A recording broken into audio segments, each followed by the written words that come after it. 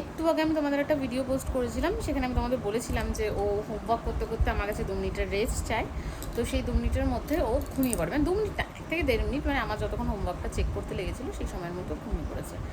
তো যথারীতি ও ঘুমানোর পরে আমি ওর বই খাতাগুলো সব গুছলাম, বাকি হোমওয়ার্কগুলো সব রেডি করে রাখলাম। সকালে মর্নিংয়ে স্কুল আছে, যাতে সকাল সকাল উঠে হোমওয়ার্কটা করে নিতে পারে, কারণ হোমওয়ার্ক না করে তো স্কুলে যাবে না।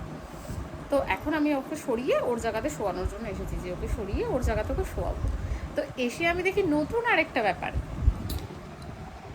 হাতে পেন্সিলটা দেখো তোমরা সবাই।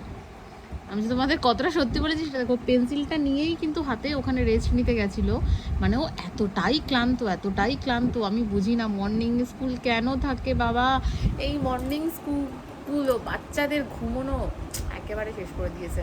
সেই 5টার সময় ঘুম থেকে উঠেছে, দুপুরবেলা ঘুমোয়নি, সারাদিন এদিক ওদিক করেছে। তো সন্ধে যখন ওর হয়েছে তখন থেকেই অলরেডি ওর ব্যাটারি ডাউন হচ্ছিল। ওর লাস্ট 2 দিন আগে আমাকে বলেছে, মা আমার মনে হয় আর স্কুল যাওয়া হবে না, আমি আর পারছি না, আমাকে এত সকালে ঘুম থেকে উঠিও না প্লিজ, আমি আর একটু ঘুমাবো। আমারও তো মায়া লাগে এত সকালে ঘুম থেকে তুলতে, কিন্তু স্কুলে তো যেতে হবে। ওর মুখটা কত ইনোসেন্ট লাগছে, ওকে দেখে আমার মায়া লাগছে। মানে আমি যখন সরানোর জন্য যে ওর ঘুমটা ভাঙবে তাতেই আমার কষ্ট হচ্ছে। তো তোমাদের কার কার সাথে এরকম ঘটনা ঘটে আমাকে কমেন্টে জানাবে, ঠিক আছে?